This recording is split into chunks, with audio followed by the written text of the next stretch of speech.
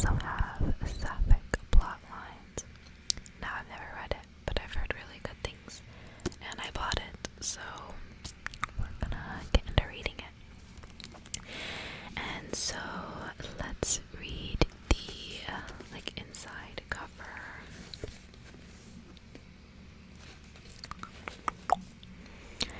Cinderella forsakes the handsome prince and runs off with the fairy godmother. Wait a way to start. Beauty discovers the beast behind the mask is not so very different from the face she sees in the mirror. Snow White is awakened from slumber by the bittersweet fruit of an unnamed desire. Acclaimed writer Emma Donoghue spins new fairy tales out of old in a magical web of 13 interconnected stories. Women young and old wander this strange and delightful landscape in search of shelter, power, or their heart's desire. They work, struggle, marry for love or money, lose children or steal them, plot escape or revenge. Above all, they tell each other their own stories. The alliances they form are sometimes treacherous, sometimes erotic, but always unpredictable. Using the intricate patterns and oral rhythms of traditional fairy tales, Emma Donoghue wraps age-old characters in a dazzling new skin. So there you go, that's a pretty good review of it. That intrigued me. I'm like, oh, scary, sapphic, count me in. I love kind of like creepy-esque stories. Psychological horror is my favorite genre and everything. I also like erotic thrillers as well, so I don't know, this sounds like the book form of some of the movies and stuff that I love to watch. So let's get into this with the first story.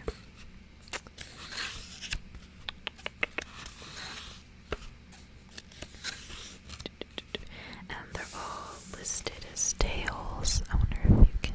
Oh, it's really bright. You literally cannot see that. Oh. Well, basically, it has the tale of the shoe, and then it's the tale of. And so there's shoe, bird, rose, apple, handkerchief, hair, brother, spinster, cottage, skin, needle, voice, and kiss. So that's all 12 stories. Some of them you can kind of like, oh, Tale of the Apple, that's probably Snow White based on it, right? I don't know, we'll see. But yeah, we're starting with the Tale of the Shoe, which I'm assuming Cinderella-esque.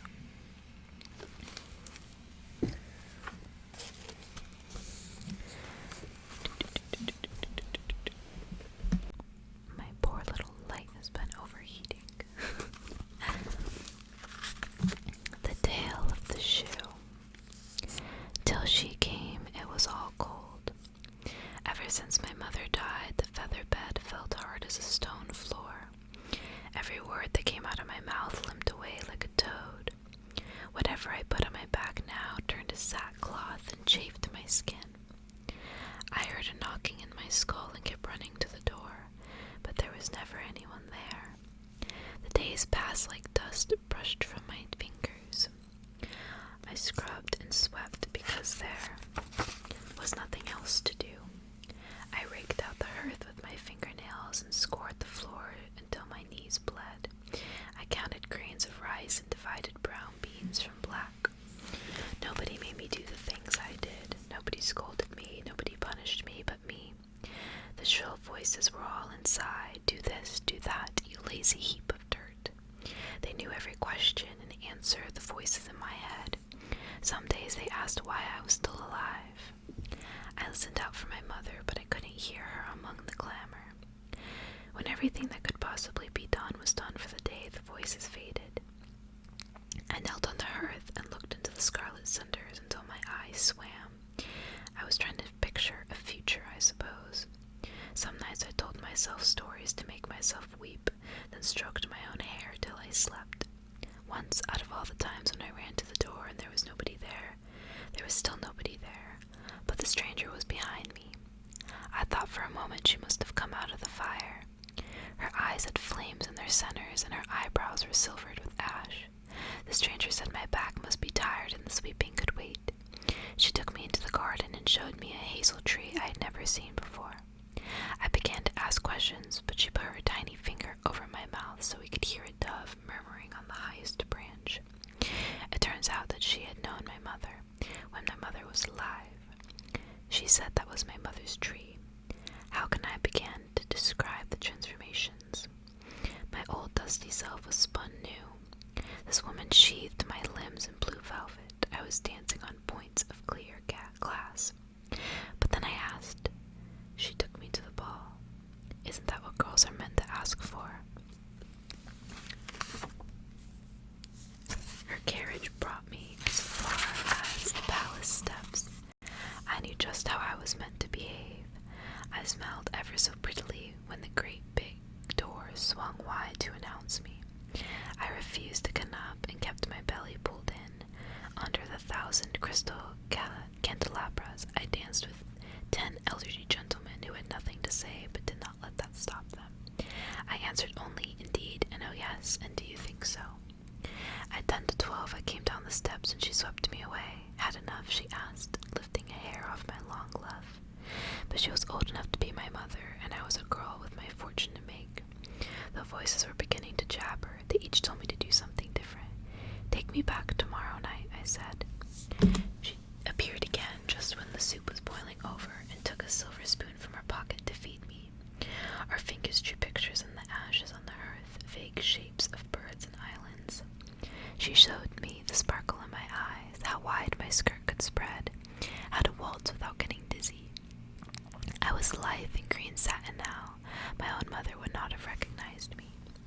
That night at the ball I got right into the swing of things. I tittered at the old king's jokes. I accepted a single chicken wing and nibbled it daintily. I danced 3 times with the prince whose hand wavered in the small of my back. He asked me my favorite color, but I couldn't think of any. He asked me my name, and for a moment I couldn't remember it. At 5 to midnight, when my feet were starting to ache, I waited on the bottom step and she came for me. On the way home, I leaned my head on her narrow shoulder and she put one hand over my ear. Had enough, she asked. But I didn't have to listen to the barking voices to know how the story went. My future was about to happen. Take me back tomorrow night, I said. So she came for me again, just when the small sounds of the mice were getting on my nerves, and she told me they were coachmen to drive us in state. She claimed her little finger was a magic wand. It could do spectacular things. She could always make me laugh. That night, my new skin was red silk, shivering in the breeze. The prince hovered at my elbow like an autumn leaf ready to fall. The musicians played the same tune over and over. I danced like a clockwork ballerina and smiled till my face twisted. I swallowed a little bit of everything I was offered, then leaned over the balcony and threw it all up again. I had barely time to wipe my mouth before the prince came to propose. Out on the steps he led me under the half moon, all very fairy tale. His long mustaches were beginning to tremble. He seemed like an actor on a creaking stage. As soon as the words began to leak out of my mouth, they formed a cloud in which I could see the future. I could hardly hear him. The voices were shrieking. Yes, yes, say yes, before you lose your chance, you bag of nothingness. I opened my teeth, but no sound came out. There was no harm in this man. What he proposed was white and soft, comfortable as fog. There was nothing to be afraid of. But just then the midnight bell began to roll out, the long procession of years, palatine day by moonless night. And I leapt backwards down the steps, leaving one shoe behind. The bushes tore my dress into the old rags. It was perfectly silent on the lawn. On the lawn, she was waiting for me in the shadows. She didn't ask had I had enough. I had got all the story wrong. How could I not have noticed she was beautiful? I must have dropped all my words in the bushes. I reached out. I could hear surprise on her breath. What about the shoe? She asked. It was digging into my heel, I told her. What about the prince? She asked. He'll find someone to fit if he looks hard enough. What about me? She asked, very low. I'm old enough to be your mother. Her finger was spelling on the back of my neck. You're not my mother, I said. I'm old enough to know that. I threw the other shoe into the brambles where it hung, glinting. So then she took me home, or I took her home, or we were both somehow taken to the closest thing. Listen, that was really cute. That was really cute. Oh, I like this book. That was like short, sweet. That was only what? Like 8 pages. Yeah. This book is not a hard read. The font is pretty big. This will probably be a lot faster than any other book that I've read so far on this channel. Anyway, I've read shorter books, of course. Imagine being like, this is the shortest book I've ever read in my life. Like, didn't you read like short stories when you were a kid? Like short little books? Actually, that's a lie. I have read like bedtime stories. I did do a video, and those are really short. I read like 4 books in one video, so yeah, I like this. I don't know if any of these stories will be particularly spooky. I mean, it says Kissing the Witch, so I think there might be some supernatural elements, but we'll see. In the morning, I asked, "Who are you?" before you walked into my kitchen, and she said, "Will I tell you my own story? It's a tale of a bird." Oh, I forgot these stories are all connected. So now we're reading The Tale of the Bird. When I was as young as you are now, I learned how to save my own life. You think I saved you, but the truth is that your need has conjured me here. It was a bird that helped me when I was young, but it could have been anything, a stick, a stone, whatever happened by. The thing is to take your own life in your own hands. As a child, I weighed mine and did not think it worth saving. Scrubbing the great steps one day, I found an old bent copper knife. In its corroded curve, my reflection was barely a thumbnail high. Now I knew for sure that I was the least thing in the world. The dogs and cats mattered more than I did. They had their places on earth. They merited their grooming, their feeding, or their drowning. No one questioned their existence, whereas I was not a necessary animal. There was a man I had been taught to call father. He saw to the horses in the great stables, their bright mouths and metal chorus. His eyes never fell to my level. There was a woman who called herself my mother. She wore an apron like a snow cloud, her hands blushed red as if ashamed. I could not imagine that I had emerged from her substantial flesh. It seemed more likely that she had found me caught in a cow pat or behind the apple barrel or while cleaning out a mouse trap. Once, eavesdropping in the laundry, I heard her tell a neighbor that she spent 20 years pining for a child. I could hardly have been what she had in mind. You must understand I was not ill-treated. No one wasted breath flinging insults at my head. I did not belong, that was all, nor did anything belong to me. Mine was a borrowed life. Considering myself as a louse in their bed, the cuckoo in their nest, I felt a certain reluctant gratitude for the food and shelter they allowed me. I wore scraps of everyone's worn-out clothing. My shoes were made of the gardener's gloves, my shift from old handkerchiefs. My names were hand-me-downs too. Girl, the creature, or most often, you there. Every story I ever heard of changelings, babies swapped at birth, or abandoned in bulrushes, I repeated to myself at night to glean its secret message. But I had no idea how I drifted into the path of these indifferent giants called father and mother, and I did not dare to ask.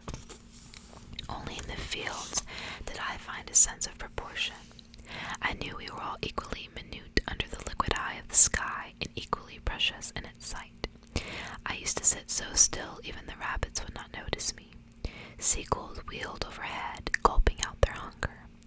Swallows made letters against the sky too brief to read. Once I spent a whole day there, a blade of grass in each hand to anchor me to the warm earth. I watched the sun rise, pass over my head, and set. Ladybirds mated on my knuckle. A shrew nibbled a hole in my stocking while I tried not to laugh. Such a day was worth any punishment. My father and mother beat me when they felt the need, but only by the rule of thumb. Thin sticks break no bones. What they wanted, I believe, was not to hurt me, but to teach me the way things were. The lesson was simple, and if I did not learn it, I had only myself to blame. The birch pen wrote it off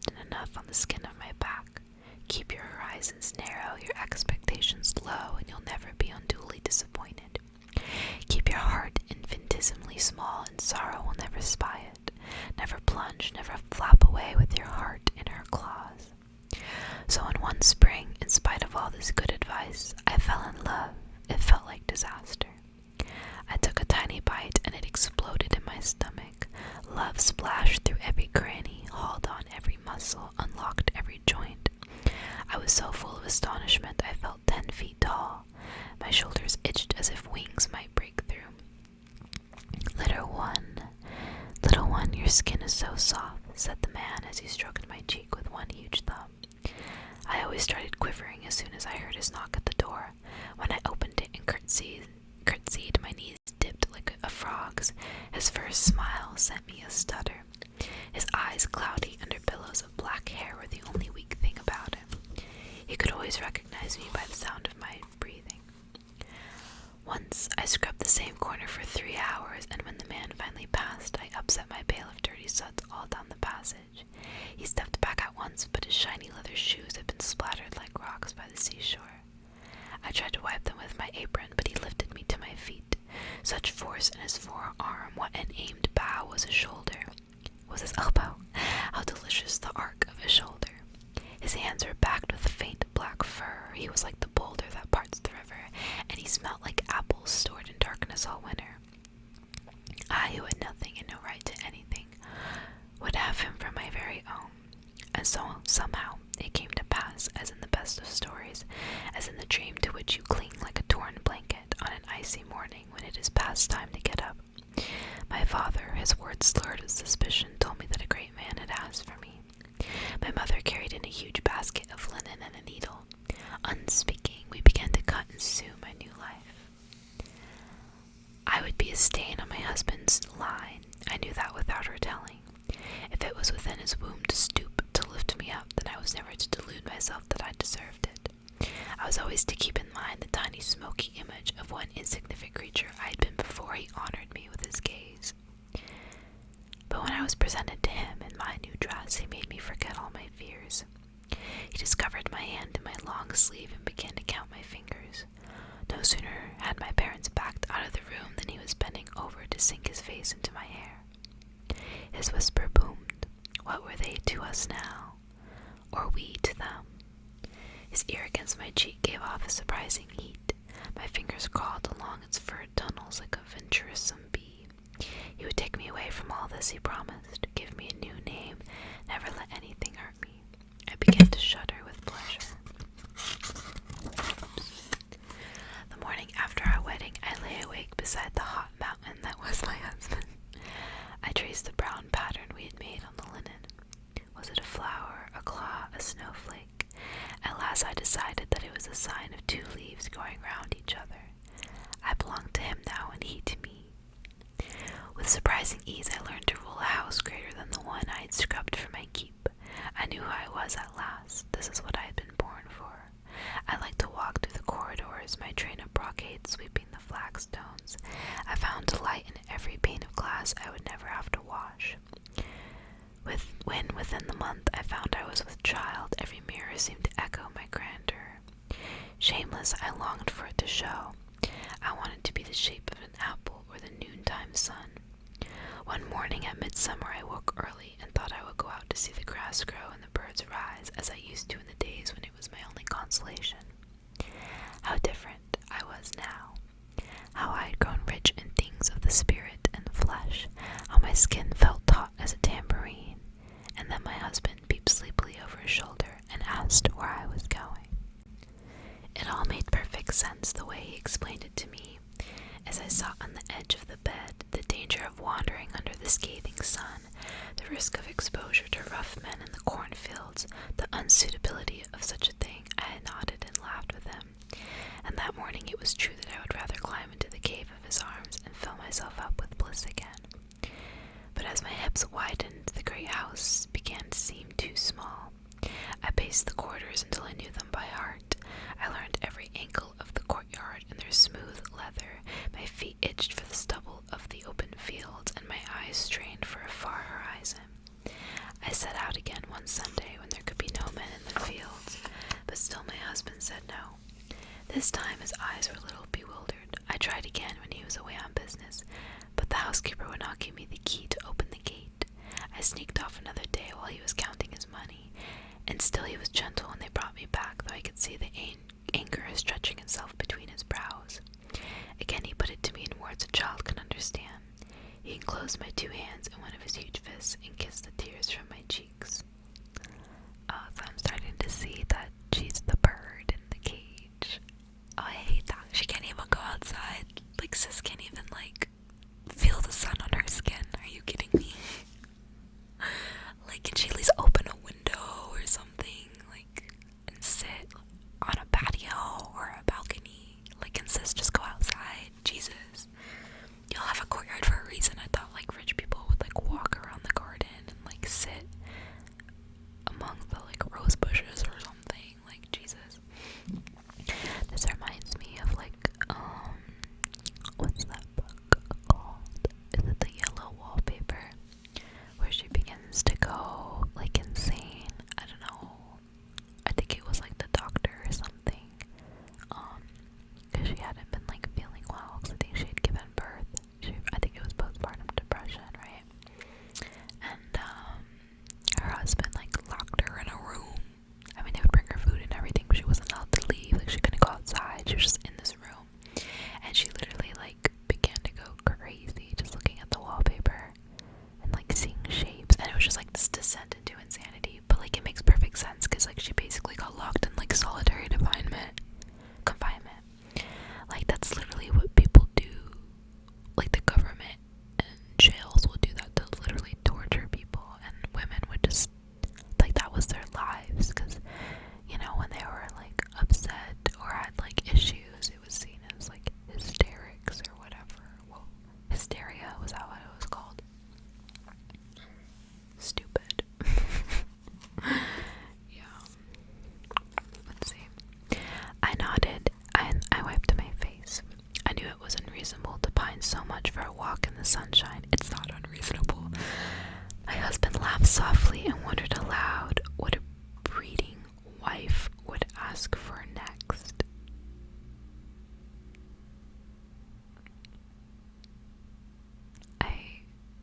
I want to kill him. To fly like a kite, or a fox for a pet, or charcoal to chew on. It was only then, staring into the blur of his eyes, that it all became clear to me, and dread stopped up my mouth. Oh, my husband was no tyrant. He would never sell my jewels, or steal my children, or cut off my head. But now I knew that what I wanted was not the same as what he wanted for me. What this good man had sworn to protect me from was not the same as what I feared. I trusted that he would never let anything hurt me, but he would never let anything touch me either. Summer declined into chilly autumn. From my window I could see restless flocks of birds forming themselves into arrowheads pointing south. Sometimes they faltered, broke from the shape, swung loose like hail, but always they came back together. Day by day my belly swelled with life, but the rest of me was shrinking. My husband had taken referring to me as if I were someone else. How is my dearest wife today, he would ask, and I would stare back mutely and think, I don't know, how is she, where is she, who is she? Bring her here so I can ask her how I am to live this life. One day he found me kneeling in a corridor over a bundle of brown feathers. A tiny swallow, it must have flown down a chimney and battered itself to death. I was sobbing so hard he thought my time had come. He was stumbling away in search of a midwife when I turned to him and held out my hands. He peered, his face almost touching the skewed feathers, and for a moment I feared he would laugh. But his face was grave as he raised it toward me. My love, he said, what is a bird to us, or we to a bird? I had no answer to give him. When he tried to lift me up, I was too heavy for him. My legs were frozen to the ground. As I knelt there, aware of his steps dying away, I felt a tremor under my thumbs. When I brought the bird nearer to my face, I could sense a tiny pulse. Not quite dead then, halfway to alive. In the weeks that followed, I fed the brittle creature drops of milk from my smallest fingertip and kept it warm in my fur collar. Everything waited. I refused to think about myself, my exceptional fortune, my perfect house, my excellent husband, who could make any woman happy if she let him.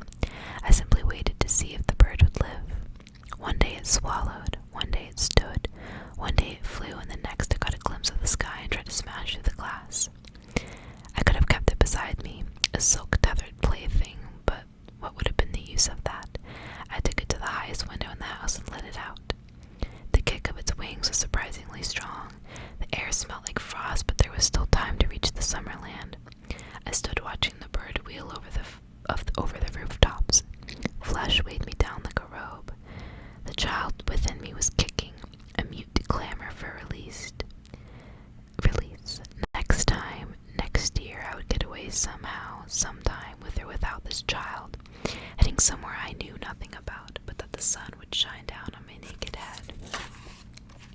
I would be hurt and I would be fearful, but I would never be locked up again.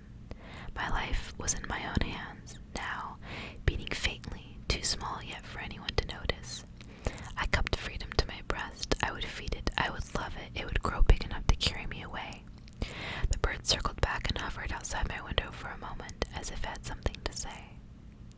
In a whisper I asked, "Who were you before you took to the skies?" And the bird said, "Will I tell you my own story? It is a tale of a rose." I really like this, interconnectedness between the stories. The tale of the rose. In this life, I have nothing to do but cavort on the wind, but in my last, it was my fate to be a woman. I was beautiful, or so my father told me.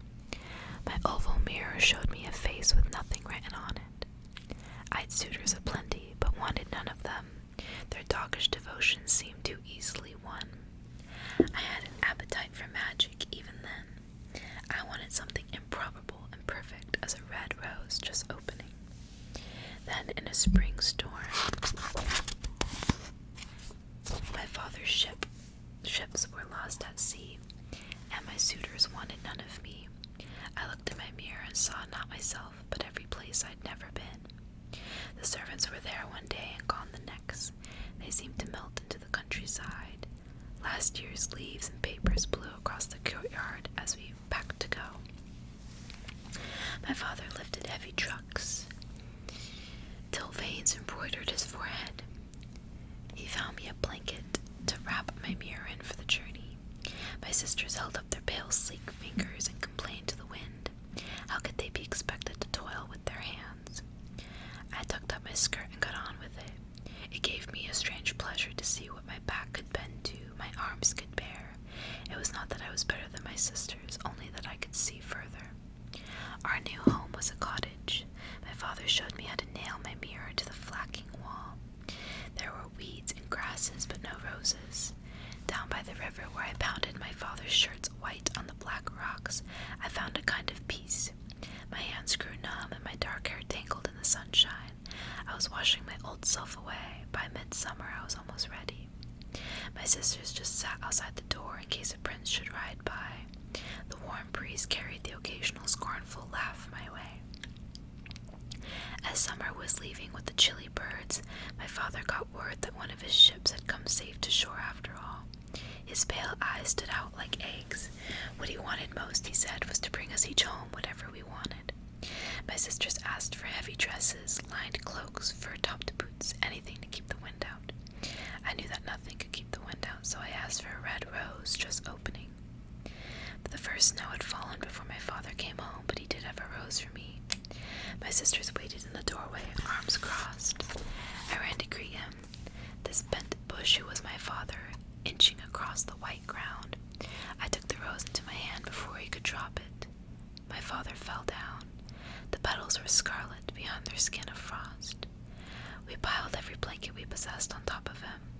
Still his tremors shook the bed. My sisters wept and cursed, but he couldn't hear them. They cried themselves asleep beside the fire. That night in his delirium, he raved of a blizzard and a castle, a stolen rose and a hooded beast. Then all of a sudden he was wide awake. He gripped my wrist and said, "Daughter, I have sold you." The story came wild and roundabout, in darts and flurries. I listened, fitting together the jagged pieces of my future. For a red rose and his life and a box of gold, my father had promised the beast the first thing he saw when he had reached home. He had thought the first thing might be a cat. He'd hoped the first thing might be a bird. My heart pounded on the anvil of my breastbone. "Father," I whispered, What does a promise mean when it is made to a monster? He shut his trembling eyes. It's no use, he said, his tongue dry in his mouth. The beast will find us, track us down, smell us out no matter where we run. And then water ran down his cheeks as if his eyes were dissolving.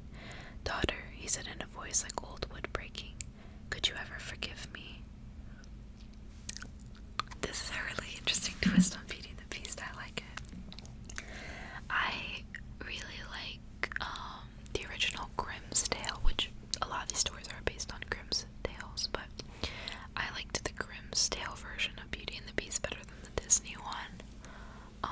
Just like it made more sense to me. I don't know. Like, you know, the plot is like generally the same, but the way it was like set up and everything, I like, you know, this version better.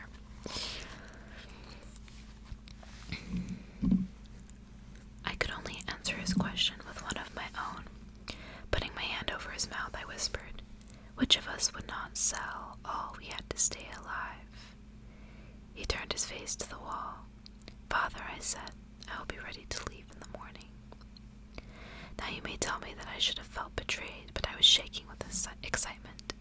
I should have felt like a possession, but for the first time in my life I seemed to own myself. I went as a hostage, but it seemed as if I was riding into battle. I left the rose drying against my mirror in case I ever came home. My sisters, onion-eyed, watched us leave at dawn. They could understand why my father carried no gun to kill the beast.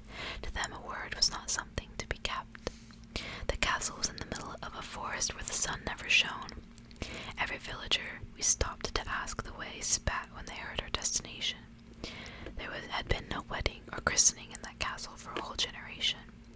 The young queen had been exiled, imprisoned, devoured. Here the stories diverged. By a hooded beast who could be seen at sunset walking on the battlements. No one had ever seen the monster's face and lived to describe it. We stopped to rest when the light was thinning. My father scanned the paths through the trees, trying to remember his way. His eyes swiveled like a lamb's do when the wolves are circling. He took a deep breath and began to speak, but I said hush. Night fell before we reached the castle, but the light spilling from the great doors led us through the trees. The beast was waiting at the top of the steps, back to the light swaddled in darkness. I strained to see the contours of the mask. I imagined a different deformity for every layer of black cloth. The voice when it came was not cruel but hoarse, as if it had not been much used in 20 years. The beast asked me, "Do you come consenting?" I did. I was sick to my stomach, but I did. My father's mouth opened and shut a few times as if he was releasing words that the cold air swallowed up. I kissed his papery cheek and watched him ride away. His face was lost in the horse's mane. Though I explored the castle from top to bottom over the first few days, I found no trace of the missing queen. Instead, there was a door with my name on it, and the walls of my room were white satin. There was 100 dresses cut to my shape. The great mirror showed me whatever I wanted to see. I had keys to every room in the castle except the one where the beast slept. The first book I opened said in gold letters, "You are the mistress. Ask for whatever you wish." I didn't know what to ask for. I had a room of my own, and time and treasures at my command. I had everything I could want except the key to the story. Only at dinner was I not alone.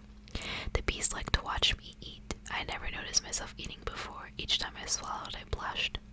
At dinner on the 7th night, the beast spoke. I knocked over my glass, and red wine ran the length of the table. I don't remember what the words were. The voice came up muffled and scratchy from behind the mask. After a fortnight, we were talking like the wind and roof slates, the rushes and the river, the cat and the mouse. The beast was always courteous. I wondered what scorn this courtesy veiled. The beast was always gentle. I wonder what violence hid behind this gentleness. I was cold, the wind warmed through the shutters. I was lonely. In all this estate there was no one like me, but I had never felt so beautiful. I sat in my satin-walled room before the gold mirror. I looked deep into the pool of my face and tried to imagine what the beast looked like. The more hideous my imaginings, the more my own face seemed to glow. Because I thought the beast must be everything I was not. Dark to my light, rough to my smooth, hoarse to my sweet. When I walked on